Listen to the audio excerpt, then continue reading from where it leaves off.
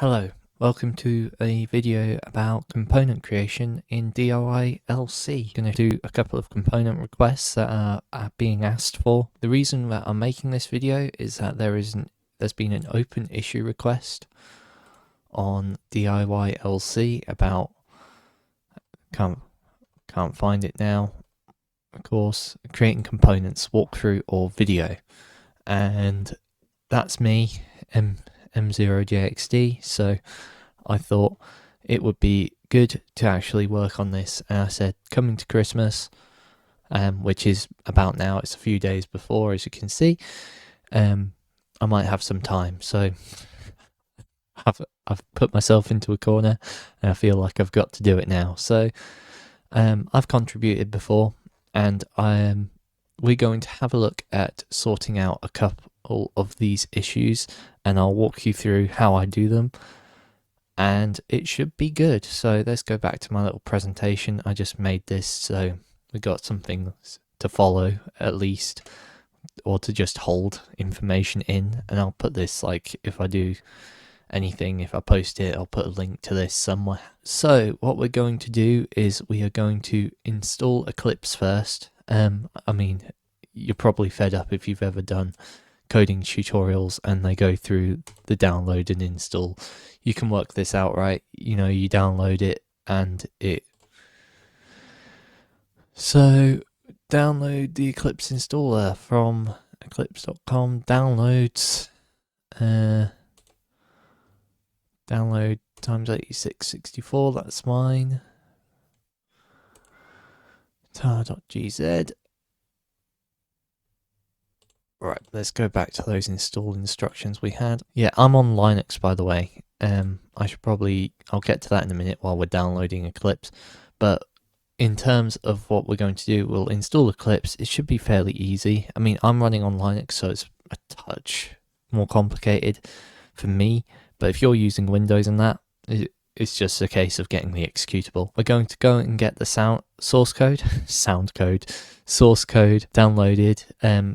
Bancika. I'm sorry if I'm mispronouncing that. That's not his name, that's just his username. Has a guide about downloading the source code using the embedded Git client.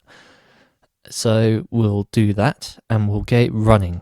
That's one of the big things, trying to get the code actually running in the environment. We're going to get started doing one of the requests, which is just for the ISO resistor symbol. So if you're doing a schematic in DIYLC, at the minute it's the zigzag symbol, but we can make it into literally a rectangle. So it's a fantastic thing to just get started on. We'll add an extra option under it to create a box, which is easy. We'll then look at doing the buzzer symbol, so that's actually creating a new component. And if I get time, we'll have a look at creating the ZIF socket, which is going to be more complicated. I decided not to have a look at doing the ham symbols because I'm hoping that if people follow this guide, they'll be empowered to do something. And the ham symbols, like the antenna, the transistors in circles and that, are great ones to get started with. So, you know, if you're looking to get started and you want to actually do something that will immediately contribute, those open requests, you can see the issue requests. There's a fair few, and then I think on the second page there is ham related component request opened by Bancika, and these, you know, simple line drawings, really fairly easy to make. So I hope that this pulls in a few people who will want to do that. So that's what we're going to do anyway. I want to have a look at some easy ones first and then a more complicated one. You heard me say initially, I'm running Linux. Don't worry about it. Eclipse behaves the same across all platforms. I just like running Linux, and when I made the components originally, I was running Linux Mint. I'm now running Pop OS, and I'm not going to be doing anything unnecessary in the terminal. So you can still follow this guide if you're not running Linux. Prerequisites. You're going to need some sort of coding experience, ideally Java, but I didn't know Java really when I started doing that. That's how I learned more about Java. I wouldn't say I know Java now even.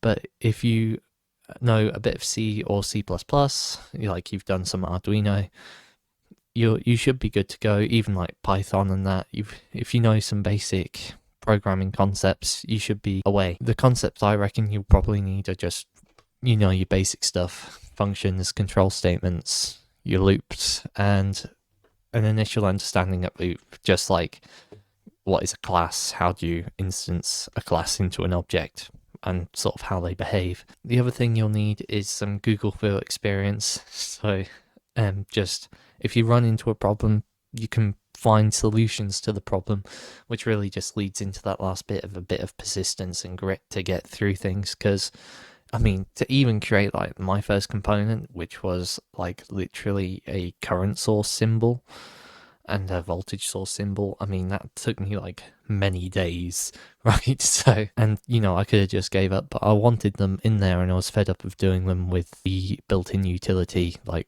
grouping utility, building blocks. So yeah, let's move on to the next thing. The resources you should be following.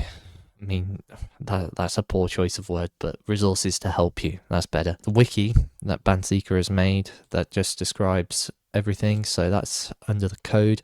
A lot of GitHubs these days have an actual wiki, which would be great if that was implemented, but the minute it's just on one of these branches, and you can go through, and we'll be following one of these branches to get started.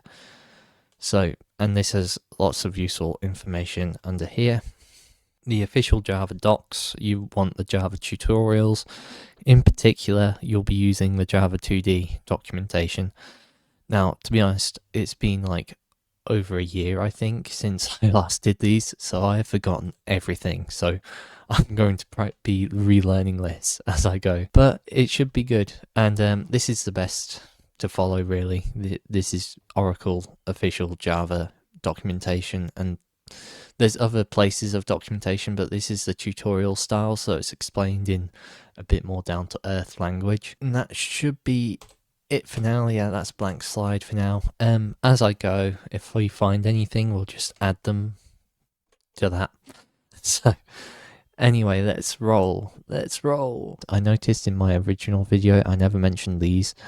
So, like, if you don't know much about Java, like I do, then I found these two particular websites, W3 Schools and Geeks for Geeks, to generally be the ones that when I Google stuff have the answer for what I'm trying to understand. So this is more for like generic Java concepts and stuff, or like learning Java. So those are my two favorites. So if I'm trying to find something out, I will generally default to those two. Files, downloads, change mod. Don't worry, this is just making executable shell files. If you don't know Linux, it's not worth worrying about. You already know how to do. Right. And then let's run that. I should have probably got this going in the background while I was doing this, but never mind. We need the Eclipse IDE for Java developers. We don't want the rest. Now, I know what you're thinking. Do I have to use Eclipse? Eclipse is not particularly fun at many times. Oh, we might have to install Java as well.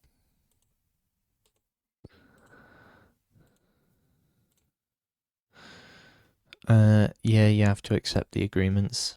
For whatever your system is, you'll be able to work it out. While we're waiting for that to do its thing, let's have a look at the initial guide that we need, which is downloading the source code. This tutorial assumes that you're using a newer version of Eclipse. Well, we've just installed it with the built-in Git client, as mentioned. So you go into the package explorer, which is like the resource tree, and import Git, clone the URL, paste the address, literally that address there, and type in your GitHub username and password. So yeah, you'll need a GitHub account to use this. For these, you don't need anything other than the master branch, because that's the one with all the code. Maybe the wiki, if I intend to improve the wiki. I might actually make some start on adding an actual wiki here in my fork. So that is an option, and see if I can feed that back into the main branch. And a local destination directory. So for you, it'll be users, your username, and then git, and then DIYLC.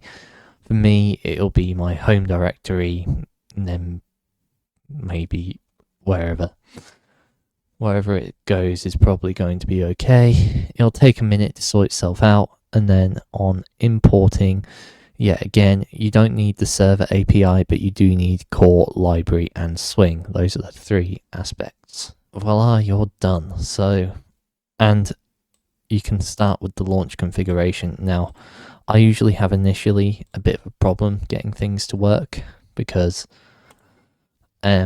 typically the Java machine that it sets up, the Java SDK, doesn't quite work out of the box for some reason, but there's a way of fixing it, and we'll do that.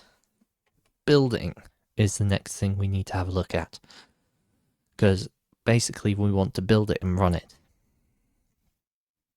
So the first thing you need to do is add the Ant runtime jar bundler. So basically that's what changes the .java file into a Java file itself is just Java bytecode, which is executable on the Java virtual machine. But if you want to bundle that into an application for like Windows, make it an executable, you need Ant, Apache Ant. So we need to add in the specific DIYLC included one that he's included with it. So we will do that, and then that's just all that guide is for. And the nice thing is that for our purposes, we don't need to rebuild anything other than the library, because that's all we're changing. The swing and the core we can leave entirely alone. And then after that, we need the component API. So as I said, the main thing you need is understanding of this graphic stuff. To be honest, generics and annotations,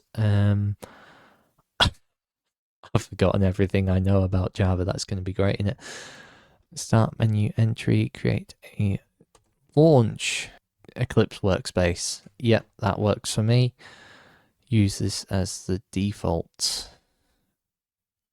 launch. It's opened up on my other screen. So let's bring it here. Welcome. I'm happy with this, to be honest. So Package Explorer.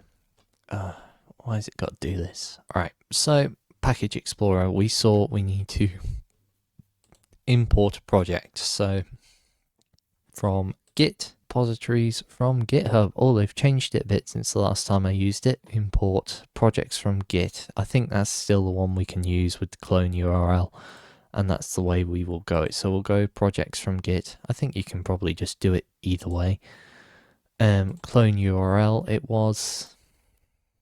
And yeah, so this is basically following Bancika's guide. This isn't particularly interesting, is it? Copy link, paste that in there. It autofills pretty much everything else. Authentication, so that's my username and my password. So let's not tell you that. That would be ideal. As I said, we don't need anything else. We just need that master branch. Everything else we can get rid of. Also fetches tags. So yeah, we'll just get us all that. So home, DIYLC, git DIY layout creator with a master branch. So let's go and hit next on that. And now it's downloading everything. So we're back, it finished, and import existing Eclipse projects. That is what Bancika said. Yeah, just here. So it did its thing. We can just hit next. And right, yes. Core, library, and swing are what we need. We do not need regression data or server API. for our purposes at least. You can download them and import them if you want, but it's not needed for this. So next, next is meant to be grayed out, but it's not immediately clear under GNOME. That's just the name of the desktop environment in on this distribution of Linux. Hopefully they will finish their Cosmic DE and it will be nicer. Never mind. Finish then. So, warnings. What have we got? Warnings. Has no explicit encoding set. Let's just close that. Outline. Don't need that really. Under swing, we need to set up this as a running, as a way of running it. So run as DIYLC starter. So right click.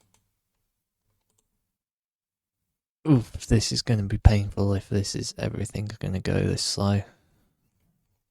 Oh, it's detected 50 warnings now. And 4 pieces of information. That's great. Right, run as DIYLC starter. Details. Yep, I thought as much because I've had some issues with this before where by default Java is not set up too well out of the box. I can never remember exactly what the problem is. Ah, that's it. I remember. It's under run configurations. Yes, that's it. And environment. Source JRE. Yes, we have no execution environment. SE.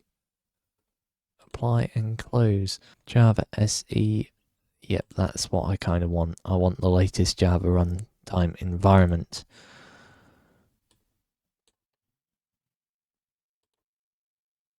And that may well work. Hooray! We're running the code. So that was the only thing. So what you need to do is under here and go run configurations. This is after, this will sort itself out after you try and run it that way. And that's it. This is actually running DIYLC directly within title block. I never got that to work in my one. Just downloading it. It seems to be some sort of bug in the when you upgrade. But yeah, this is actually running straight from the source code inside Eclipse, which is great. So to do things in this, although the first thing we're doing is modifying a current symbol, but generally what I do is I take another symbol as a starting point. My dark theme has made that a bit ugly, never mind. For the current source symbol, I used like the battery symbol as a starting point and literally just copied the class and then made a new one. So what we will do first is the resistor symbol. So as you can see at the minute it has the zigzag, but there's no option for a box. So what we'll do is we'll add a little submenu here which we'll call like style. For example, when I did the voltage source, I added 2 styles. Value, is it value? Source type, right, and you had AC type, which looks like that. And likewise, I did the same on the current source, because you can have the one with the 2 crossing over circles. So source style standard alternate, which looks like that. What we'll do is we'll add like a drawing style box and we'll make a square, not a square, a rectangle. So for now, we'll close that. Actually, before we do that, we need to sort out the building stuff. We'll need that the moment we start to change things up. We'll need to rebuild. So let's go back over to this one, and now we're going through the building. And this is the 3 points that I said. Step 0, configure ant, which is just the packaging thing. So we need to go, so we go window, preferences, ant, right, ant, runtime. under ant home entries, we go add jar, which is under DIYLC swing, ant lib. So, okay, let's add that. Does not include a tools. Ignore this possible. Yes, I remember last time I added this in, it was ignore this possible problem. And I just hit OK and everything was fine. So we'll apply that. Apply and close. And let's go back to where we were with his wiki for building it. Run the build.xml file directly in the DIYLC project folder. So core build.xml run as an ant build. Build successful. So that's what you need to do sort of each time you change things. Yep, a common error that occurs. Yep. And that was the problem that I had initially before. Repeat step 1 for the library. So if we go back under here, the only thing we will be changing is the library. So we just need to run the build once we're done. So as we're doing stuff, we'll rebuild the library and that will be okay. These are slightly different to the ones you actually see under DIYLC's grouping actually in the program. The way that they are organized in the code is different. So everything under passive is like passive. So you have resistor and resistor symbol. So let's open resistor symbol Java to see the code.